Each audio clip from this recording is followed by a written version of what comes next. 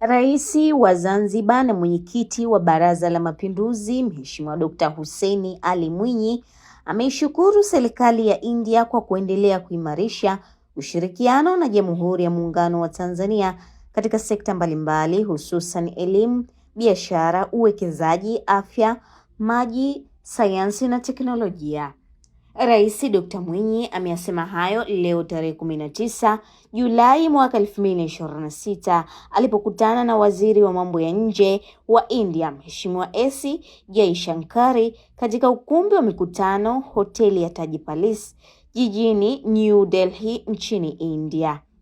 Amesema uhusiano wa kihistoria na kidiplomasia baina ya Tanzania na India umeendelea kuzaa matokeo chanya ikiwemo kuongezeka kwa biashara, uwekezaji na utekelezaji wa miradi mbalimbali ya maendeleo yanayowanufaisha wananchi wa pande zote mbili.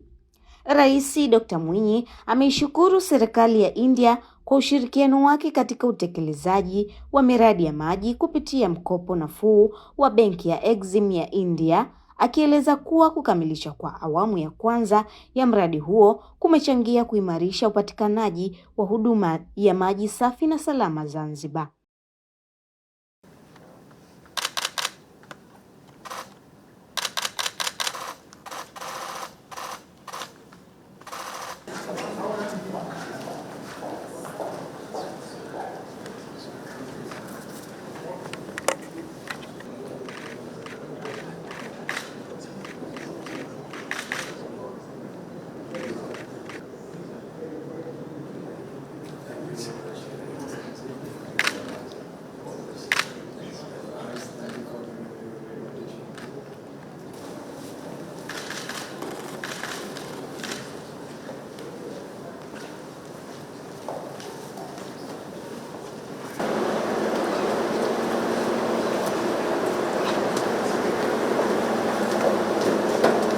Kwa upande wa elimu, Rais Dr. Mwinyi ameiomba serikali ya India kuendelea kuongeza nafasi za masomo, mafunzo na programu za kuwajengea uwezo wanafunzi pamoja na wataalamu kutoka Zanzibar katika fani mbalimbali za kipaumbele kwa maendeleo ya nchi.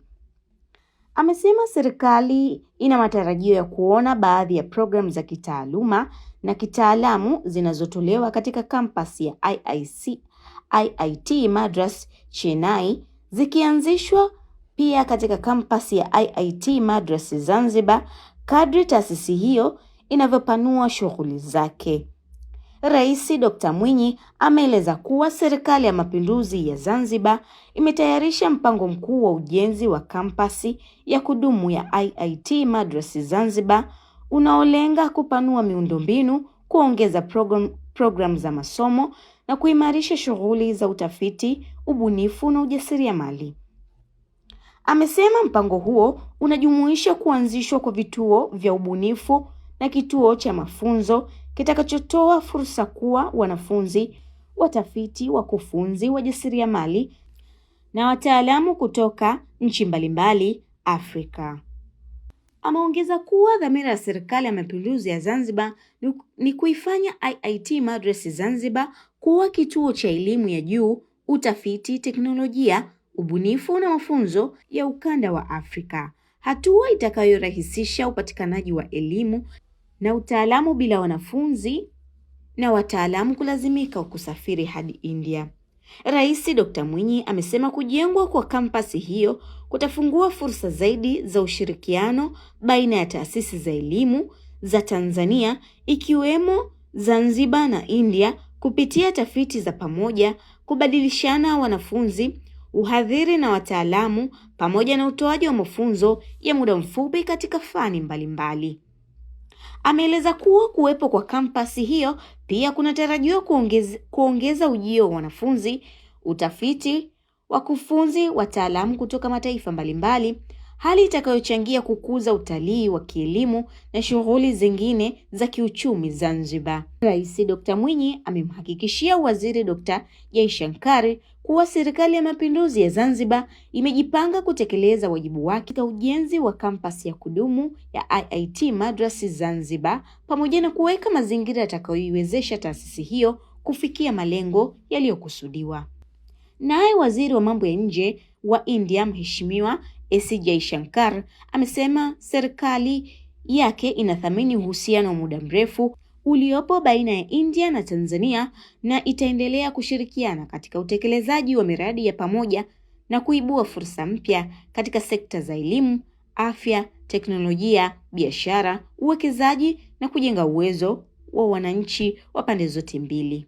Mheshimiwa Dr. Jaishankar ameeleza kuwa kufurahishwa na maendeleo ya kampasi ya IIT Madras Zanzibar akirejea ziara yake ya Zanzibar ya mwaka 2023 aliposhuhudia kutiwa saini kwa makubaliano ya kuanzisha kampasi hiyo ya kwanza ya kimataifa nje ya India. Baada ya mazungumzo hayo, Rais Dr. Mwinyi amemkabidhi Mheshimiwa Dr. Jaishankar mpango mkuu wa ujenzi wa kampasi ya kudumu ya IIT Madras Zanzibar. Zanzibar unaonesha muundo na maeneo mbalimbali yanayotarajiwa kujengwa. Mkutano huo umehudhuriwa na Waziri wa Elimu na Mafunzo ya Mali ya Zanzibar, Mheshimiwa Leila Mohamed Musa, na Naibu Waziri wa Mambo ya Nje na Ushirikiano wa Afrika Mashariki, Mheshimiwa Angwaru Jumanne Maghembe, Balozi wa Tanzania nchini India, Mheshimiwa Hanisa Kapofi Mbega, pamoja na viongozi na maafisa kutoka Serikali ya Mapinduzi ya Zanzibar,